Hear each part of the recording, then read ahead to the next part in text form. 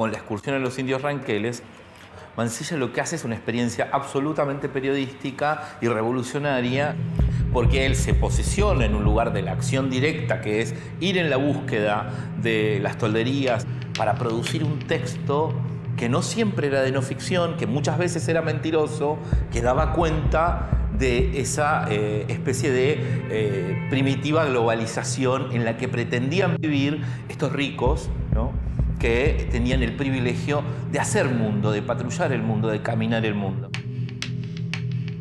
Este mundo, el de los ranqueles, es un viaje más. La excursión, ¿no?, es el subrayado de un viaje que en definitiva tiene un límite. El límite es el otro.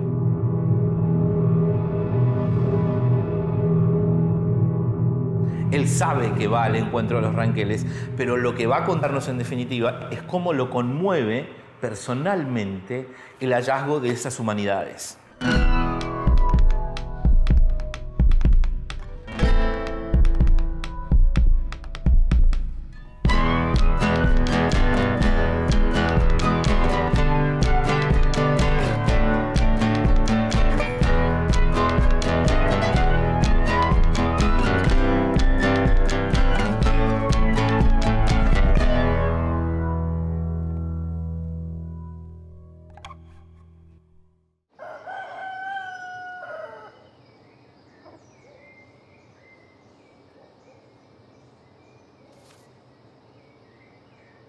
Por un lado, grandes y populosas ciudades como Buenos Aires, con todos los placeres y halagos de la civilización.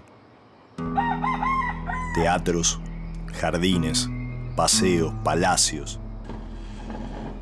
Ubicada en medio de unas calles estrechas, fangosas, sucias, que no permiten ver el horizonte, ni el cielo limpio y puro. Por el otro lado, campos desiertos donde vegeta el proletario en la ignorancia y en la estupidez.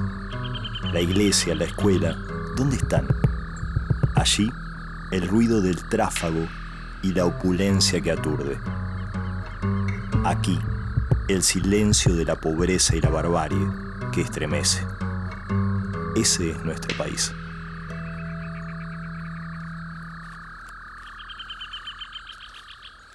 Mansilla conocía la Pampa por el suelo, conocía la Pampa por su vegetación, por su cielo, por sus habitantes, por sus animales.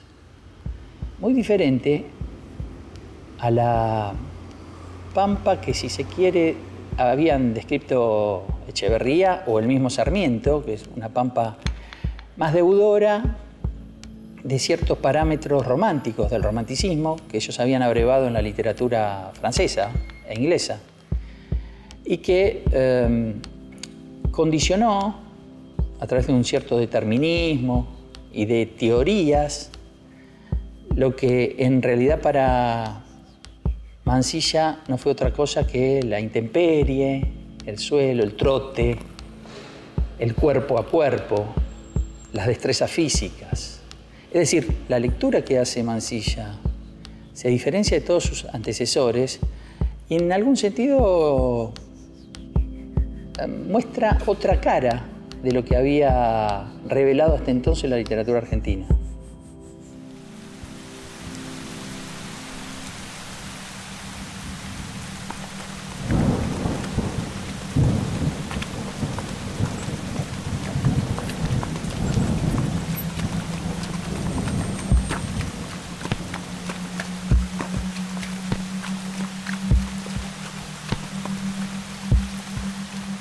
Marchábamos. El fantasma de Mariano Rosas parecía acercarse.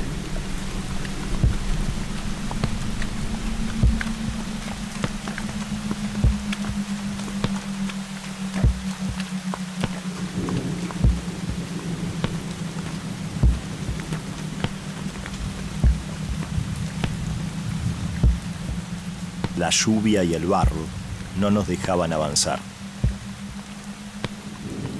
Pensé en que la gente masticara. Grité para que hagan un buen fuego, pongan un asado y una pava de agua.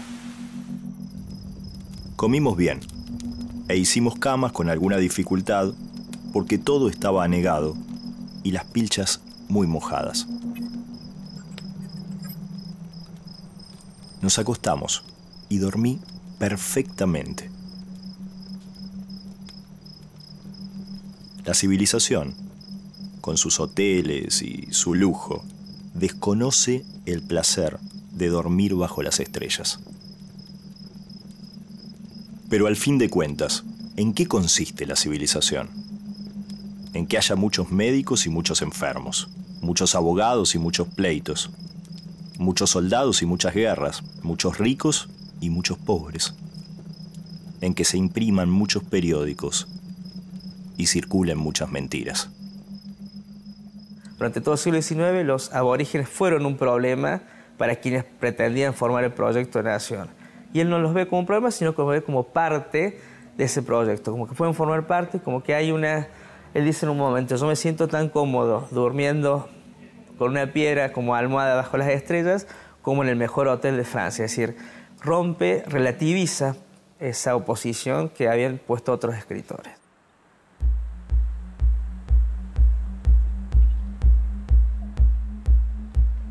Al día siguiente salimos aprovechando la fresca de la mañana.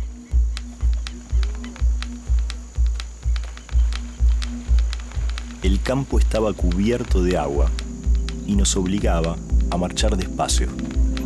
Las mulas habían quedado muy atrás y había que esperarlas. Pedí que la caravana se detuviera.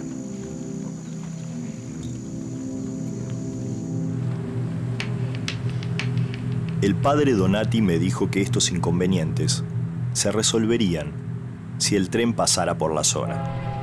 Había varios proyectos para que una línea ferroviaria uniera Buenos Aires con la cordillera de los Andes. Los indios odian el tren. Saben que en cuanto llegue, ellos van a tener que irse, antes o después. Donati alegó que si queríamos civilizar esas tierras, había que aceptar el progreso y la tecnología.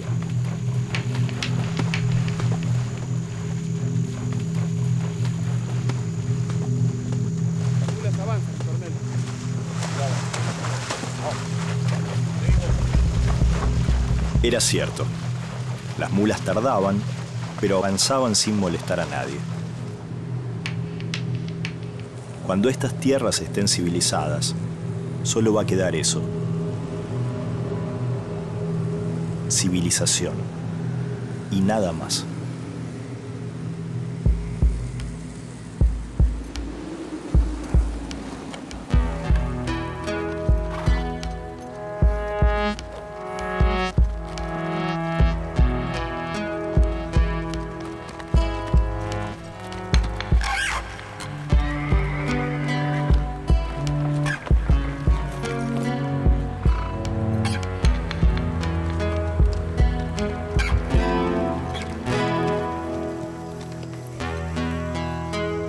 Cayó la tarde y llegamos hasta el rancho de un cacique llamado Ramón.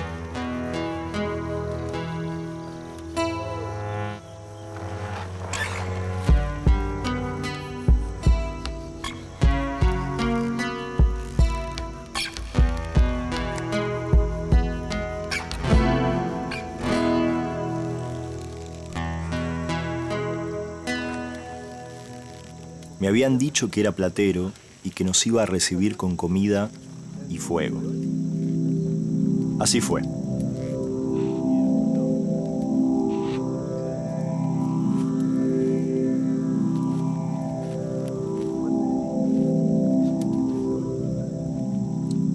Para la época, ¿quién se menciona como importante? A Ramón Cabral, el platero.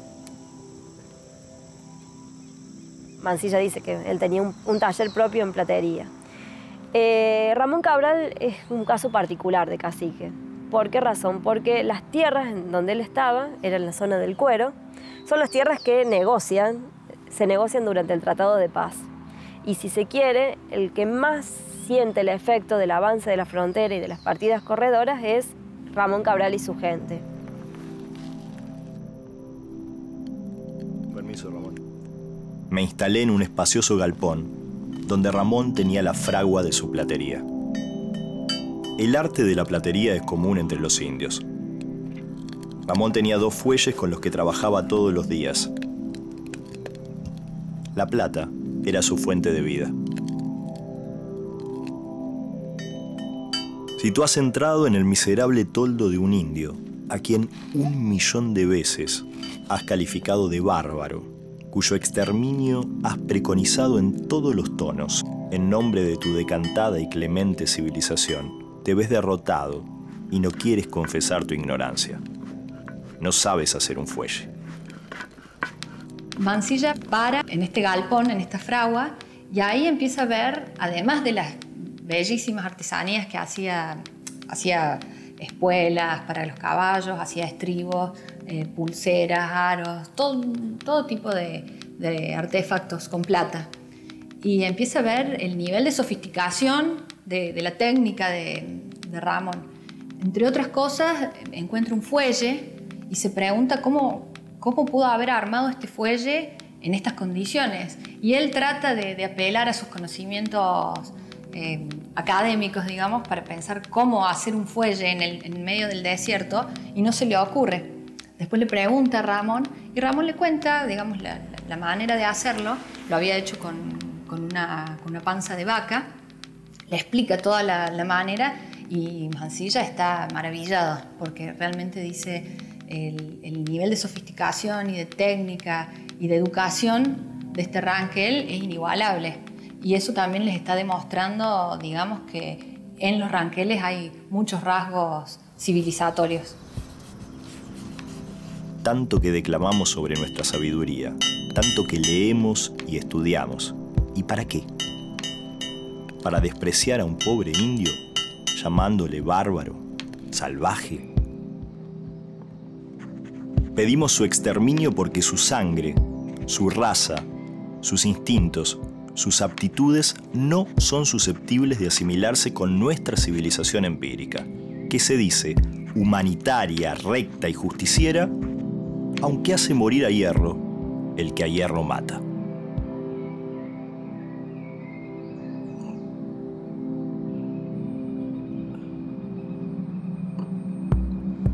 Creo que los retratos de caciques que da Mansilla son muy singularizados y muy matizados por sí mismos, y probablemente respondían a características particulares de cada uno de los que él entrevista. Algo interesante es que prácticamente todos ellos son mestizos. Son mestizos biológicamente y son mestizos culturalmente, porque han adoptado a lo largo de tantos años de intercambio en esa frontera porosa y lábil y en perpetuo movimiento, han adoptado prácticas de los cristianos, como bueno, el gusto por ciertas prendas de vestir, el mate, el té de los jesuitas se lo llamaba en la época de la colonia, ¿no? Y en muchas prácticas que les son propias, como el caso del labrado de la plata, que lo hacen de una forma particular. Además, toda la platería ornamental mapuche tiene un simbolismo religioso profundo. Ramón Cabral, que lo llaman Ramón Platero, perfectamente puede aplicar y conocer mejor las técnicas que algunos especialistas del otro sector, del criollo.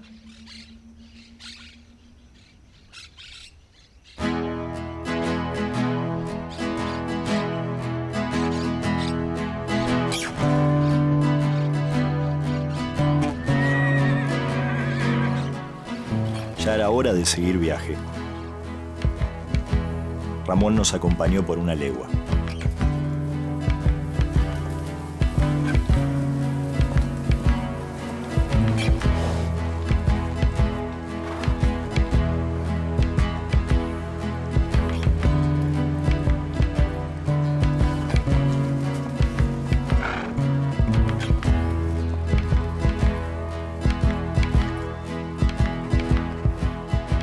Era un indio admirable.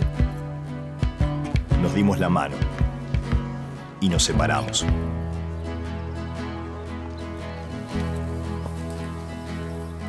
Por un lado la civilización, por el otro la barbarie. Aunque ya no podía decir cuál era cuál.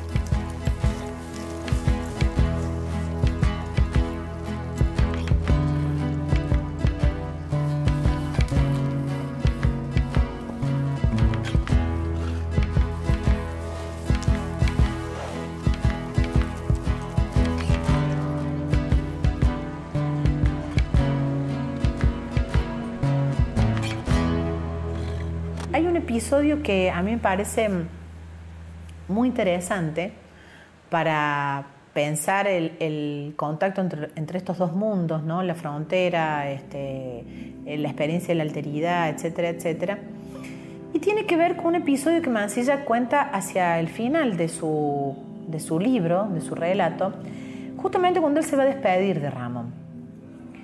Y entonces, bueno, conversan y él antes de irse le dice, bueno, si hay algo que él quiere que le mande cuando él retorne, si hay algo que quiere, que necesite. Y Ramón le dice, sí, le pido a Tincar. Entonces Mansilla, ¿qué piensa? Uy, me está pidiendo una cosa, me lo dice en lenguaje propio, en su lengua propia, no lo voy a conseguir, que será el Atincar, pero él dice, bueno, ya no quería decir más nada, porque como yo ya había metido la pata en distintos momentos, digo, bueno, ya veré cómo después me las arreglo.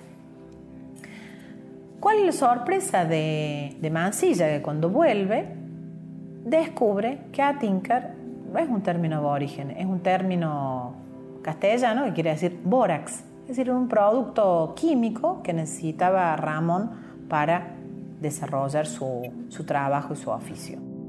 Entonces, eso, claro, lo deja, le genera una perplejidad a Mansilla en ese episodio, donde él vuelve a reflexionar sobre sí mismo y vuelve a asombrarse de cómo a veces prejuiciosamente uno construye, desde el lugar del civilizado blanco, se construye a esa supuesta barbarie.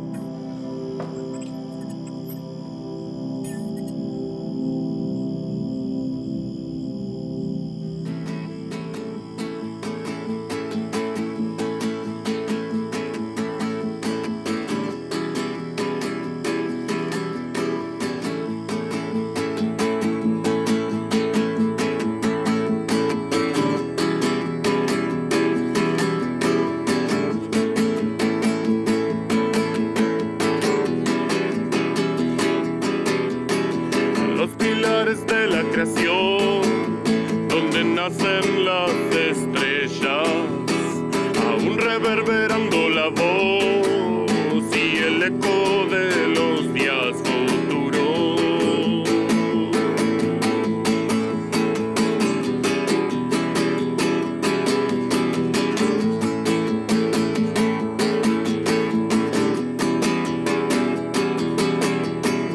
Y hasta la corta sensación que todo tiene sentido, ya tendrás que pagar para ver una gota de rocío verde.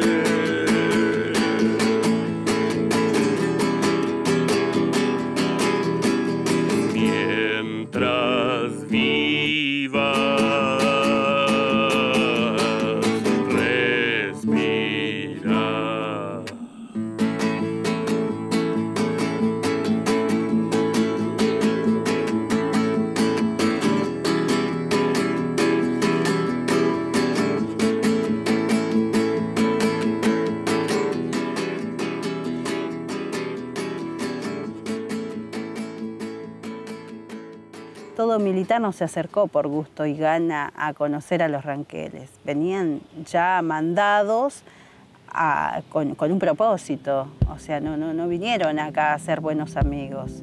Ellos ya venían pensando en qué es lo que tenían que hacer y obviamente que en el momento se daban cosas como vínculos, como ciertas amistades para camuflar ese propósito que ellos traían en realidad. Una de las acusaciones que se le hacen a Mansilla es el de haber sido un espía o un traidor internándose en territorio ranquel para sacar información acerca de estos grupos que luego sirvió para las campañas militares del 78-79. En primer lugar, tenemos que tener en cuenta que esto ocurrió en 1870, el viaje de Mansilla, es decir, 8 años antes de las campañas militares, y estos panoramas podían cambiar muy rápidamente.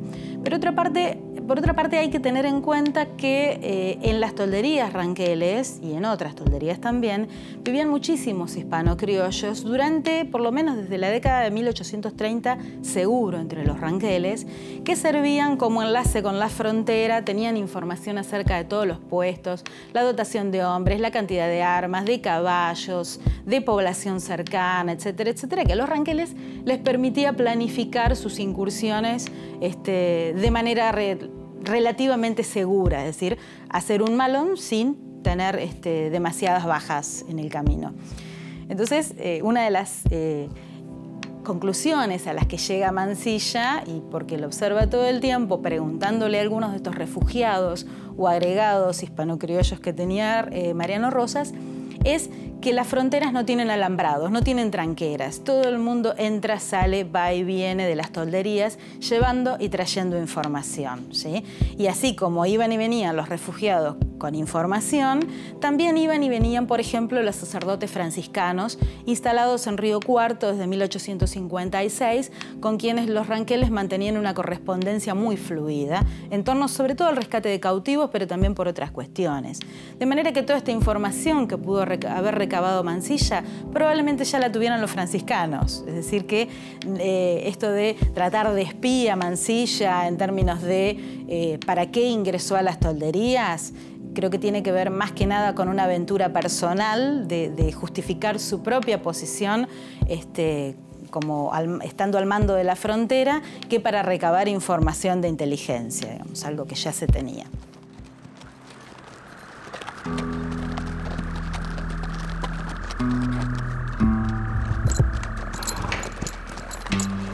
Habían pasado varios días.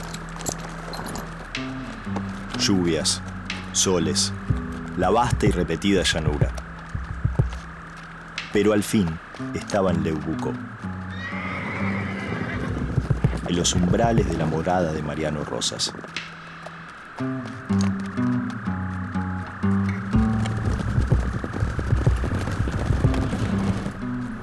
Unos indios salieron a saludarme y nos rodearon montados a caballo.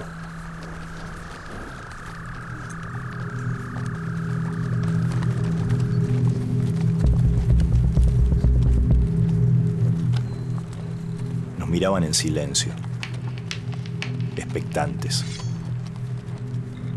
Y luego de algunos segundos, en los que el tiempo se estiró como una sombra del crepúsculo, el círculo que habían formado se abrió y apareció frente a mí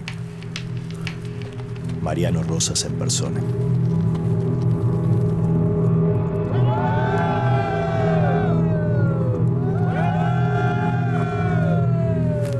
Los ranqueles tenían diversos niveles de ascendencia y de prestigio.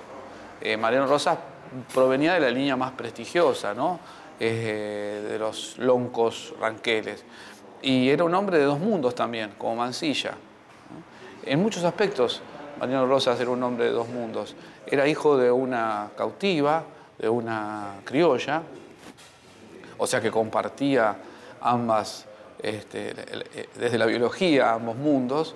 Era un hombre cristianizado, o sea, había sido bautizado, nunca renunció a su fe cristiana, cualquiera haya sido el modo en que lo llevó adelante, y a su vez era un ranquel hecho y derecho, ¿no? Que demostraba todas las aptitudes y todas las capacidades de un jefe Ranquel, ¿no? del máximo jefe de los Ranqueles. En ese sentido, el encuentro entre Mariano Rosas y Mansilla es un encuentro que todavía tiene, a mi modo de ver, la lógica de que era posible algún diálogo. Hicimos el saludo ritual de los Ranqueles. Me alargó la mano derecha, se la estreché. Me la sacudió con fuerza. Me abrazó cruzándome los brazos por el hombro izquierdo. Me abrazó cruzándome los brazos por el hombro derecho. Me cargó y me suspendió vigorosamente. Lo cargué y suspendí. Los concurrentes gritaban. Me vi obligado a saludar del mismo modo a cada integrante de la tribu. ¿Qué más podían hacer aquellos bárbaros sino lo que hacían? ¿Les hemos enseñado algo nosotros que revele la disposición generosa, humanitaria, cristiana de los gobiernos que rigen los destinos sociales?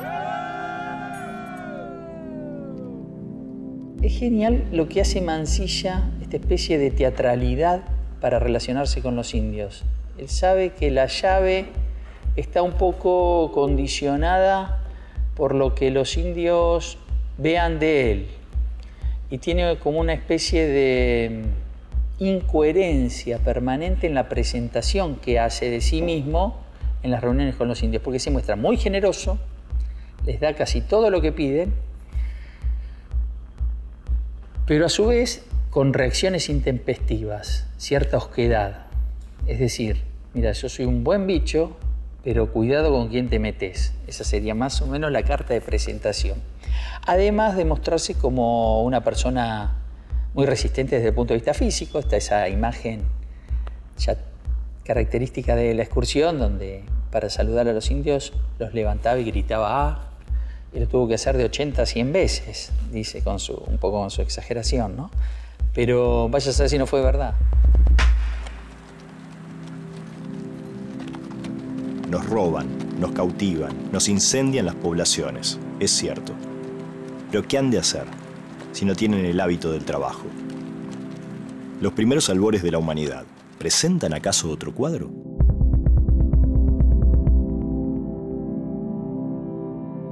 Y así, luego de mucho viaje, llegué a los toldos de Mariano Rosas.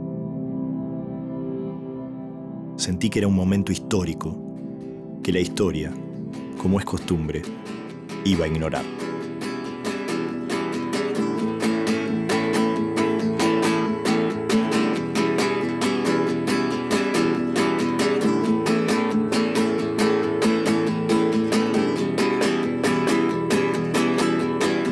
Es que no me pueden decir que el camino es uno solo. Desde la explosión hasta aquí, lo que siento